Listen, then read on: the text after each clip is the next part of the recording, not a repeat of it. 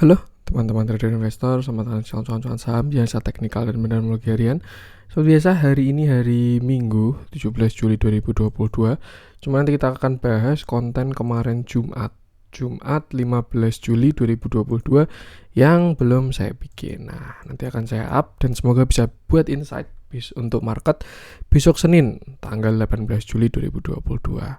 Sebelumnya, buat teman-teman yang mau kasih tips, support, atau donasi untuk cuan-cuan saham, bisa cek klik link sosial base di deskripsi, dan teman-teman bisa kasih tips, support, atau donasi untuk cuan-cuan saham, dan juga pesan pribadi untuk saya. Terus buat teman-teman yang ada pertanyaan, kritik, atau saran, silahkan sampaikan aja, bisa via DM Instagram atau komen YouTube, dan insya Allah setiap pertanyaan teman-teman pasti akan saya jawab kalau saya sudah ada waktu. Lalu juga jangan lupa support terus cuan-cuan saham dengan cara like, comment, share, dan subscribe.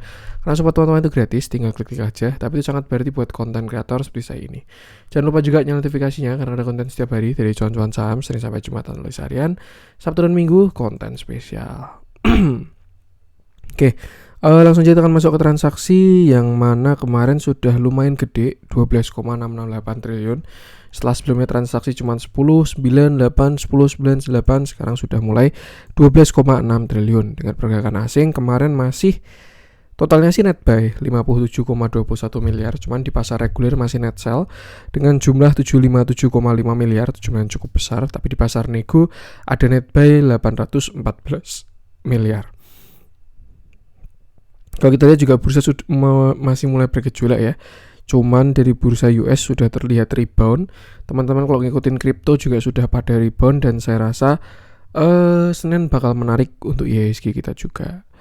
Masuk ke saham-saham yang dibeli oleh asing, itu ada Telkom 313,5 miliar, lalu Bumi 52,9 miliar, Arto 50,3 miliar, TPIG 24,8 miliar, YT Tractor 18,7 miliar, Avia 14 miliar, MTEK 10,6 miliar, Inco 7,8 miliar, INTP 7,2 miliar, Alfamart 4,1 miliar, INDF 3,2 miliar, Unilever 3,1 miliar, Gudang Garam 2,8 miliar, Tower 2,5 miliar, Esadware 2 miliar, ESA 1,6 miliar, Saratoga 1,1 miliar, Link 900 juta, dan MNCN 800 juta.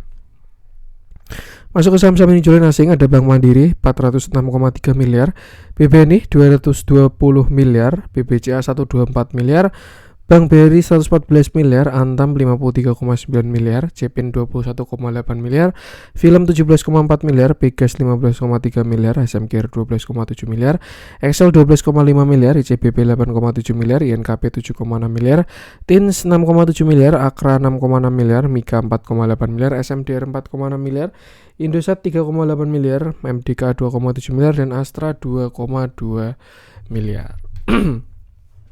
Oke. Langsung saja kita akan masuk ke analisa teknikalnya IHSG yang kemarin waktu menuju closing market dibanting ya. Nih, seharian dibuka hijau tapi waktu closing dibanting dan closing dengan candle yang merah di harga 6650. Kalau kita lihat memang kurang enak ya IHSG ini, dia terlihat sudah breakdown, pullback, nah ada potensi dia bakal lower low bahkan bisa menembus 6600 tuh. Cuma untuk pergerakan sekarang masih tidak signifikan juga. Saya bilang selama dia tidak breakout 6.800 atau tidak jebol 6.500, pergerakannya bakal menjadi pergerakan kecil atau konsolidasi. Nah, satu hal yang pengen saya mention di sini adalah kalau kita lihat bursa global sama kripto itu sudah mulai pada rebound, yang diproyeksikan masih bakal turun ternyata sudah pada rebound dari ada Bitcoin, Ethereum, dan lain sebagainya kripto. Terus juga bursa US kemarin Jumat sudah mulai menguat. Dan belum tahu juga nanti di IHSG bakal gimana. Cuman yang jelas kalau dari posisi sekarang ya kita berada di area support seperti itu. Nah, apakah saham tekno akan rebound? Kita lihat aja nanti. Yang jelas kalau dilihat dari market-market global lainnya terlihat sudah cukup kondusif. Nah, kita sekarang fokus ke teknikalnya IHSG yang saat ini support krusial di 6.600. Selama nggak jebol 6.600 harusnya oke, tapi kalau dia jebol dari 6.600, next stopnya ada di 6.500. Dan kalau sampai jebol yang 6.500 itu bakalan jelek banget kalau menurut saya. Nah, sedangkan untuk resisten terdekat IHSG ada di 6.700 sampai 6.750. Besok kalau berhasil breakout dari 6.750 ada konfirmasi double bottom untuk IHSG ya.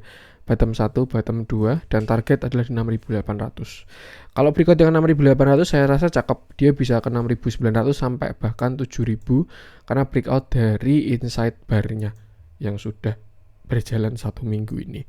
So kita masih berada di area konsolidasi. Kalau saya lihat dari big cap masih blue chip, big bank itu masih kelihatan kurang kondusif, net sell dan lain sebagainya. Jadi mungkin nanti kalau mau bullish juga yang angkat lain, siapa tahu saham-saham tekno, kita lihat aja.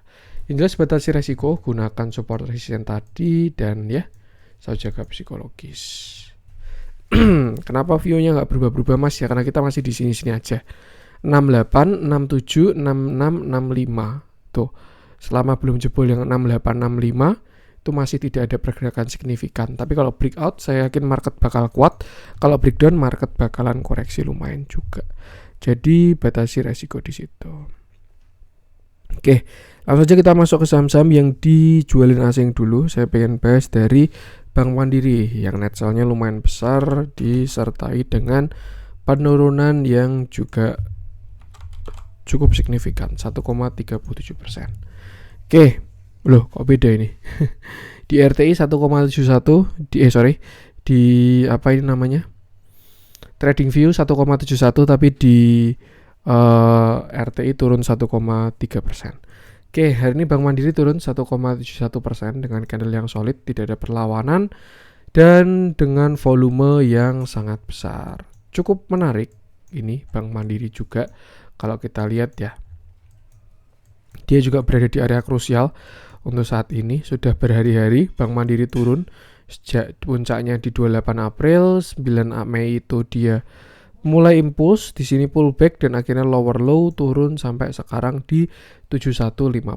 Sebenarnya area 73 sampai area 69 itu area kuat untuk Bank Mandiri karena sebelumnya dia konsol di sana dan sekarang dia sedang berada di area ini dan ya cukup menarik. Tapi kalau kita lihat volumenya dari MACD masih belum terlihat divergent. Dari volume juga masih belum besar juga. Ini kayak konten beberapa hari yang lalu waktu saya bahas BCA, BNI ya. Mereka baru berada di area support krusial. Dan kalau kita lihat Bank Mandiri juga ada di support krusialnya juga. Nih, kenapa saya bilang krusial ya? Karena pertama dia di area demand kuat 673 sampai 6.900 itu demand kuatnya Bank Mandiri. Habis itu dia juga kena trendline daily waktu COVID 2020. Kena 2021 dan akhirnya kejemput lagi di 2022. Nah, kalau kita lihat ini Bank Mandiri bisa uptrend channel ya, walaupun kalau kita agak ya ini lebih ke uptrend channel sih, seperti itu. So, kalau udah di posisi kayak gini ya, opsinya adalah 2. Dia bakal breakdown, kalau nggak bakal rebound kencang. Tinggal kita lihat aja besok. Yang jelas area 7000 sampai area ya dari 7150 juga sudah area kuat itu. 7150, 7000 sampai 69 itu masih area kuat dari Bank Mandiri. Selama nggak jebol ada potensi rebound, mungkin dia bisa ke sini ya. Sini dulu deh. 73, 75, 77 baru 8000. Itu untuk resist-resistnya. Tapi untuk supportnya itu tadi ya batasi resiko aja, mungkin toleransi bisa sampai 69 ya. Kalau dia jebol 6.900 lebih baik batasi resiko. Kenapa? Karena yang pertama dia patah uptrend, yang kedua dia jebol low-nya juga. Jadi ya seperti itu. Kita lihat dalamnya terlihat masih belum konsisten ya. Setelah kemarin ada akumulasi yang cukup besar, tapi sebenarnya kalau dibandingkan juga masih banyak akumulasinya dibandingkan distribusinya. Cuman ya ikutin TA-nya aja. Saya rasa untuk sekarang bisa toleransi di 6.900. Kalau mau buy bisa cut loss di bawah 6.900. Itu untuk Bank Mandiri. Lanjut coba kita cek Antam yang akhirnya jebol 1.700 juga. Nah, cuman sebelum bahas Antam saya pengen bahas Nickel dulu. Nickel future yang kalau kita lihat dia sudah breakdown juga. Cuman kalau saya lihat ya, nickel future ini bukan ke descending, ya descending juga sih. Lebih ke seperti ini ya untuk nickel future. Jadi memang Antam baru minim katalis dari harganya kurang oke. Cyclical juga komoditasnya baru kurang oke. Makanya dia koreksi. Oke. Kemarin Jumat Antam turun 6,67% ARB dengan candle yang solid dan volume yang membesar. Artinya penurunan semakin kuat untuk kemarin Jumat. Saya harap semoga teman-teman sudah exit ya, karena sudah saya warning untuk si Antam ketika dia konsol di sini. Kalau sampai Antam jebol 1700 itu view-nya tidak enak banget. Jadi kalau dia jebol wajib cut loss kalau menurut saya untuk si Antam ini. Sebelumnya Antam ini turun waktu puncak 2021, dia patah trennya, lower high lower low, di sini dia sideways dan sempat turun di tahun 2022. Nah, ternyata di sini ditarik sekali lagi untuk membentuk yang namanya lower high. Ini ya, high low, lower high, dan saat ini Antam sudah lower low. Jadi by structure, bigger view, Antam sudah downtrend since dia jebol 1700 karena ini adalah neckline. High, low, lower high, lower low. Nah, target penurunan dari si Antam itu memang agak dalam kalau kita pakai chart pattern ya. Itu dia bisa ke sini bahkan Rp190. Cuman kalau saya rasa kalau sampai ke sana enggak juga, itu terlalu seram view-nya. Nah, mungkin kita bisa tarik target lain menggunakan Fibonacci dari 1705 sampai puncaknya kemarin di 3170. Nah, semoga sih teman-teman enggak ada yang ngambil di 3170 ya. Dan kalau kita lihat saat ini target lower low dari si Antam tuh di sini 800 sampai 1145. Dan saya lebih setuju ke yang ini ya, karena ini area kuat 1145 sampai 800 ini. Sebelumnya di sini juga resist. Ketika Antam breakout ya, sebelumnya kan dia sideways. Lalu ketika breakout, retest, dia ngacir sampai 3400. Itu party di tahun 2020 ya. Dan akhirnya sideways panjang dan sekarang sedang reversal. Kalau teman-teman posisi nyangkut, kalau menurut saya perlu atur porsi atau strategi, atur posisi. Tapi kalau teman-teman belum punya barang, alangkah lebih baik tunggu di 1100-an dulu aja. Kalau enggak, ada clear reversal. Misalkan dia sampai 1300 dibikin double bottom, nah gitu baru. Tapi selama dia masih belum ada reversal yang jelas, lebih baik wait and see dulu sampai 1100-an seperti itu. Yang jelas ini juga view ya, bisa hit bisa enggak, entah dia bisa kesini atau enggak. Siapa tahu besok pagi langsung ditarik terbang ke 3000 bisa juga. Karena ya semua bisa terjadi di bursa. Yang perlu kita lakukan adalah batasi resiko untuk si Antam ini. Cuman so far selama dia belum bisa kembali ke atas 1700, view-nya masih kurang enak. Nah, kita lihat dalamnya juga terjadi big distribusi yang masif terus menerus untuk si Antam ini. Kalau kita lihat juga dibandingkan dengan akumulasinya sudah kurang oke. Barang sudah habis, so yaudah sedang kayak gini. Amannya wait and see dulu. Mau dilihat dari manapun dia memang strukturnya downtrend. Kalau kita lihat satu swing low ini juga ada continuation, ini downtrend. Kita lihat bigger view downtrend, view kecil downtrend, pakai moving average juga downtrend. Jadi lebih baik batasi resiko.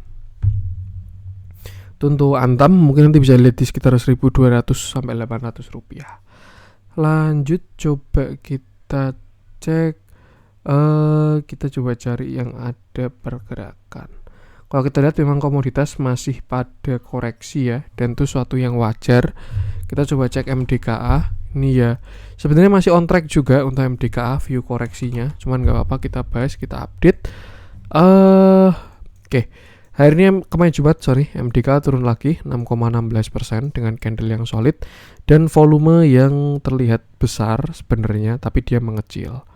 Tuh. Nah, MDK juga sudah jebol dari supportnya 3400 dan terakhir saya bahas MDK itu di atas ini ya.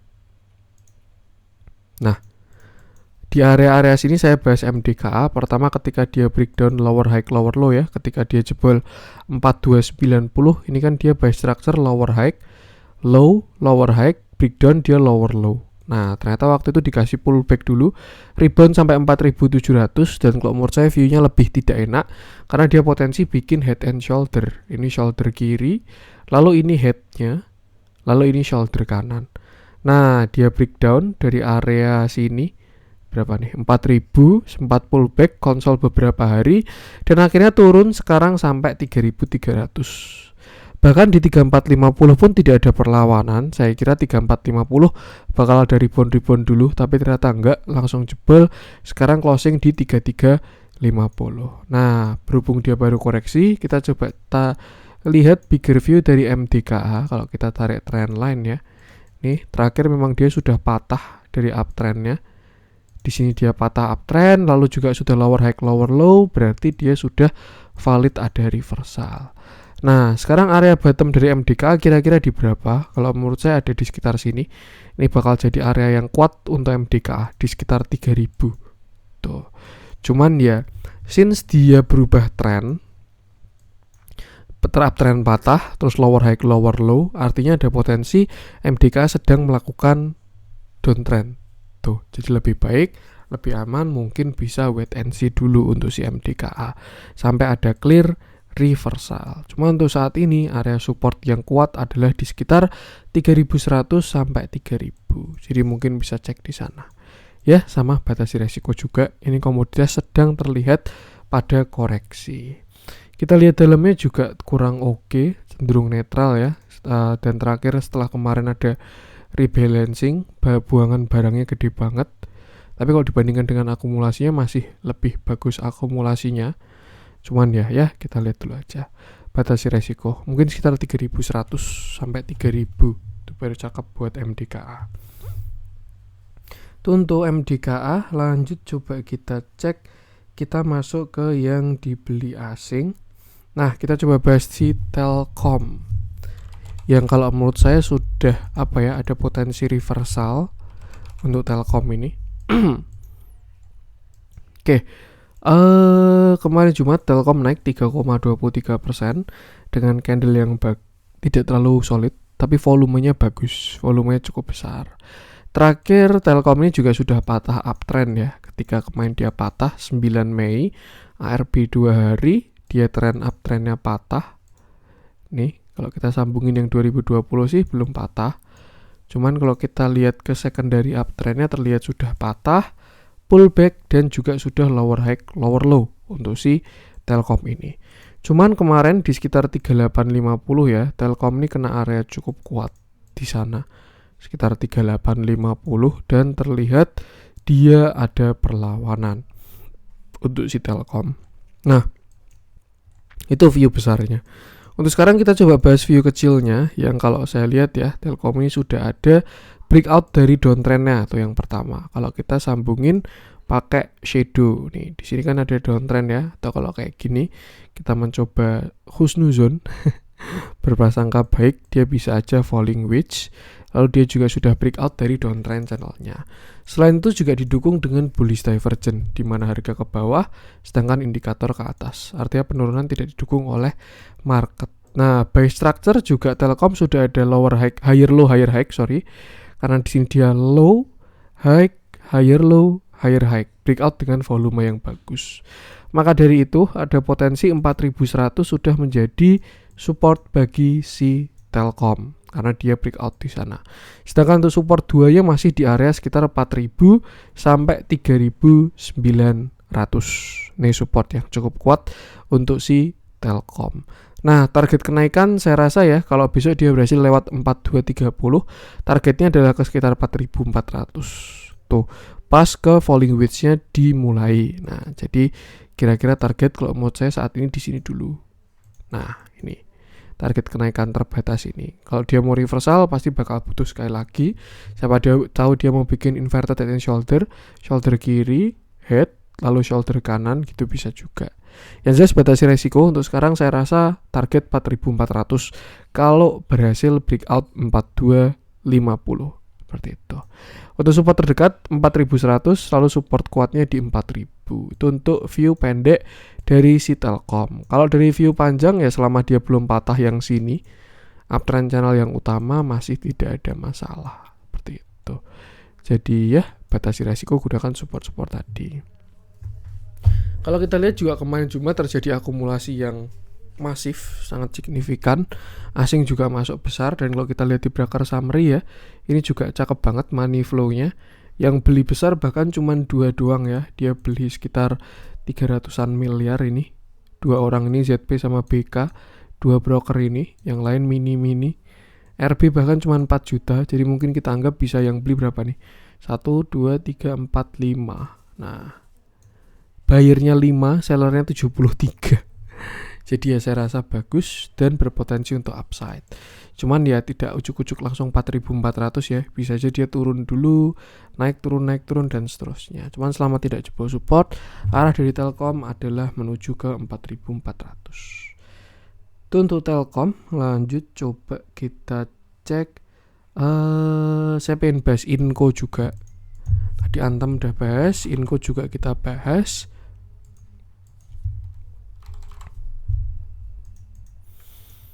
Oke, ini juga saham yang sudah saya warning dari lama. Hari ini kemarin Jumat Inco turun 6,01% dengan candle yang cukup solid dan volume yang besar juga. Agak kurang enak view-nya. Ini sudah saya warning ketika dia jebol 6.600. Ketika Inco jebol 6.600 itu tidak enak. Dia targetnya sebenarnya cuma sampai 5.000. Cuman sekarang terlihat 5.000 sudah jebol juga. Kenapa dia jebol 6.600 gak enak? Karena by structure dia ada lower high dan lower low. High, low, lower high, lower low. Dan ketika breakdown, Inco menjadi saham downtrend.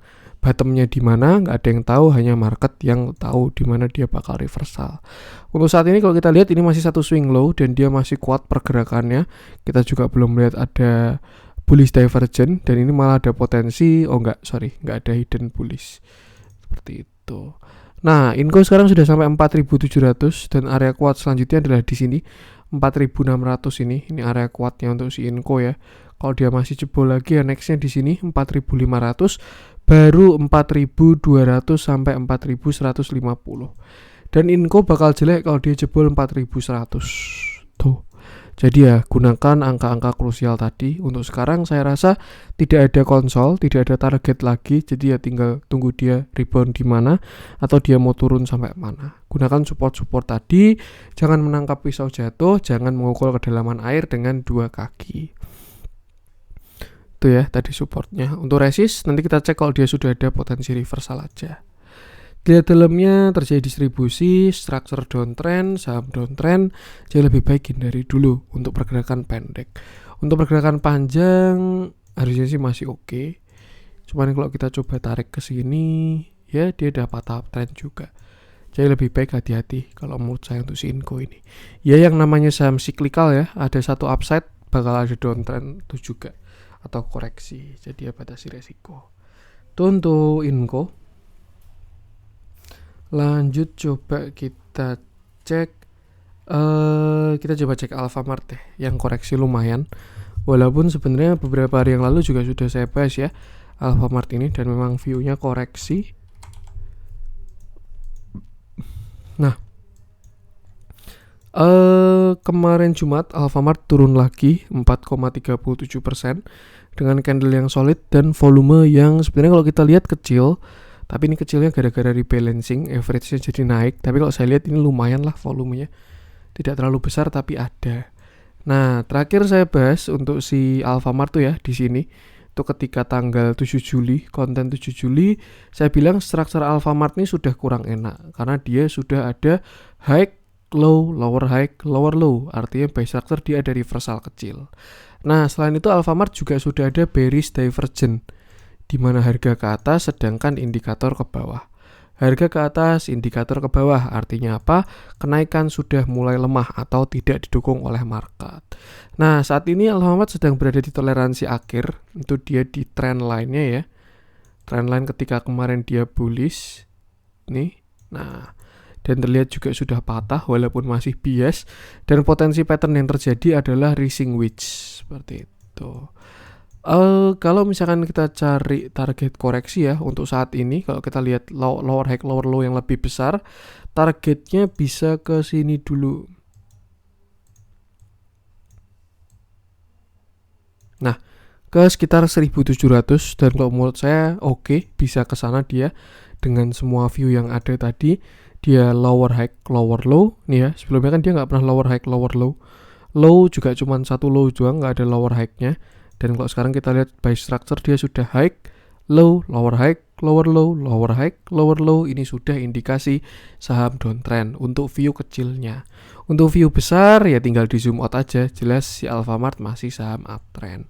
jadi tidak ada masalah. Nah, tinggal sama batasi resiko aja.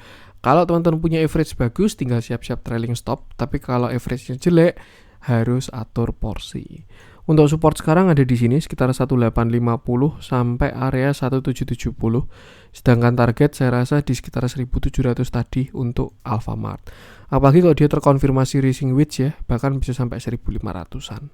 Yang penting itu batasi resiko aja.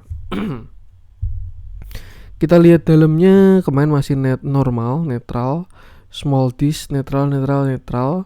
Cuman ya kembali ke masing-masing. Kalau buy TA saya lihat potensinya seperti itu tadi. Tapi kalau kita lihat dalamnya masih oke. Lah terus gimana Mas kalau kayak gini Mas? Ya teman-teman view-nya gimana? Maksudnya strateginya gimana? Entry-nya apa, exit-nya pakai apa gitu. Kalau entry-nya pakai BDM, exit-nya pakai BDM, ya dia belum ada sinyal exit sebenarnya, masih akumulasi. Tapi kalau entry-nya pakai TA, ya exit-nya harus pakai TA dan saya rasa sudah terkonfirmasi trailing stop dulu karena sudah lower high, lower low. Jadi ya kalau menurut saya batasi resiko aja. Untuk Alfamart,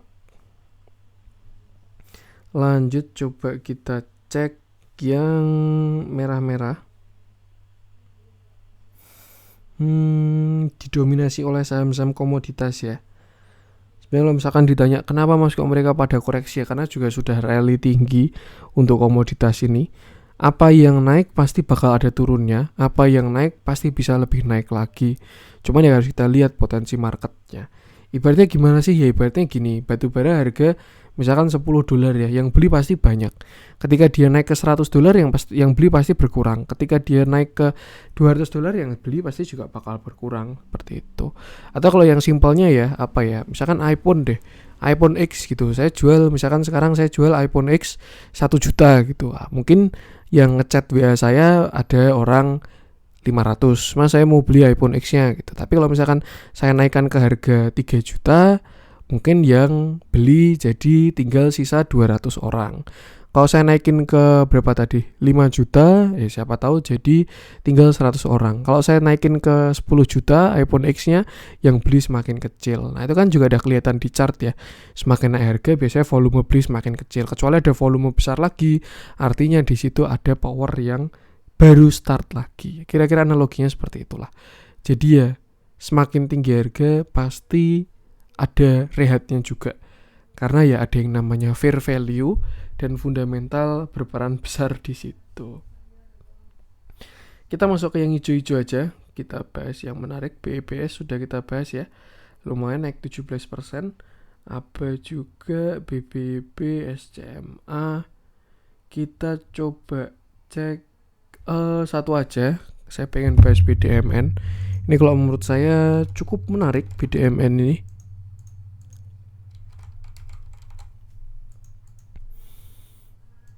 Wah, ini cakep ini kalau menurut saya BDMN. Oke, kemarin Jumat BDMN naik 4,10% dengan volume yang besar dan membesar. Satu hal yang kurang oke dari BDMN adalah shadow-nya panjang-panjang. Jadi ya kayak gitu bentuk-bentuk dari candle-nya. Cuman kalau kita lihat, saya rasa volume kali ini serius lah BDMN untuk breakout ini. Kenapa saya bilang menarik untuk si BDMN? Saya melihat ada potensi turnover company, ya entah dia turnover atau mau berangkat ke harga wajarnya, gak ada yang tahu. Cuman by TA saya lihat ada potensi reversal dari si BDMN. Nah, karena kita ngomongin bigger view ya, kita harus zoom out dulu untuk mengecek bigger view-nya. Jadi BDMN ini saham yang sebelumnya uptrend, dia naik dari harga 1.600 sampai puncaknya di harga 9.000. Ini kalau nggak salah waktu itu ada akuisisi. Cuman pada saat itu BDMN dibanting atau dia reversal double top 1, top 2. Sebulan turun 32%, 2019. Ketambahan 2020 Corona dia turun, ketambahan 2019 Corona itu 2019 kan ya? COVID-19 atau 2020 sih? 2020 ya kita crash tuh. Kok malah lupa saya. Ketambahan 2020 akhirnya dia turun sampai bottom di harga 1.800. Nah, banyak yang sudah membahas fundamental BDMN dan orang-orang tersebut mengatakan kalau ini bank bagus. Cuman saya belum pernah membedah untuk fundamental BDMN. Mungkin kapan-kapan kita bedah, kita kasih segmen bedah fundamental ya untuk saham-saham tertentu. Cuman saya belum pernah ngecek fundamental dari BDMN. Saya untuk saat ini masih concern ke teknikal, dan kalau menurut saya memang ada potensi reversal dari si BDMN. Yang pertama kita lihat dari pattern yang sedang dibentuk. Kalau kita lihat BDMN ini sedang berpotensi untuk membentuk pattern yang namanya symmetrical triangle. Ini sebenarnya pattern 50-50, dimana kalau dia breakout ke atas itu bakal naik, kalau jebol ke bawah itu bakalan jelek. Nah, tapi kalau kita lihat potensinya sekarang, saya rasa symmetrical triangle ini menarik karena disertai dengan bullish divergence juga. Harga ke bawah, indikator ke atas, ini indikator ke atas, indikator ke atas. Jadi memang di bawah powernya sudah mulai besar. Cuman konfirmasinya adalah kalau si BDMN breakout 2700 itu minimal. Kenapa? Karena last high-nya dia ada di sana untuk di weekly ini. Ini ya, symmetrical triangle. Dan target dari symmetrical triangle ini adalah ke sini. Sekitar area 4400 kalau dia berhasil breakout dari 2700 seperti itu. Itu untuk bigger view-nya. Atau simpelnya ya, kalau dia sampai berhasil breakout, targetnya bukan pattern lagi, tapi sejauh mana harga fair value-nya akan membawa harga sahamnya. Kalau yang saya lihat sih area krusialnya sini dulu 3000. Kalau dia bisa break, area krusial selanjutnya di 3500. Nah, kalau break yang 3500 ini baru terkonfirmasi jauh kalau menurut saya ya. Karena dia bisa cup handle atau dia low higher high dan seterusnya di structure yang lebih besar. Nah, kalau kita lihat di daily, BDM ini sempat sideways cukup lama. Ini dari sini ya, Desember sampai kemarin sempat kegocek di Mei. Naik dulu lalu turun lagi, dan sekarang dia breakout dengan volume yang lebih besar seperti itu. Sideways pace-nya di sini itu di area sekitar 2500 sampai bawahnya itu di 2200. Nah, kalau kita lihat dia sudah breakout dan juga sudah closing, tapi belum retest dan belum ada higher high. Sebelumnya juga dia di sini sempat breakout lalu lower low, gagal ya, false break. Cuman sekarang dia sudah breakout lagi. Nah, BDMN bakal menarik kalau dia ke 2500 sampai 2480. Itu area support saat ini. Kalau ada retest dan mantul, itu bakal cakep banget. Tapi kalau dia nyungsep lagi, artinya adalah false breakout. Seperti itu. Target terdekat 2700. Kalau break nextnya di 2800 sampai 3000. Kalau break 3000, targetnya ada di sini 34 sampai 35. Saya rasa sih kalau dari bentuknya ya, dia bakal ke 35.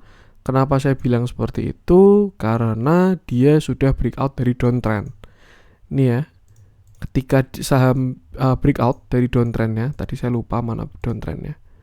Anggap di sini deh. Ini kan dia sudah breakout dari downtrendnya. Kalau saya bilang kan ketika saham breakout dari downtrend, dia bakal jadi sideways. Nah, by structure besarnya, sideways-nya si BDMN itu di 3500. Nah, kalau saya lihat sideways besarnya itu ini 3500 sampai sini 1700. Ini dia sideways.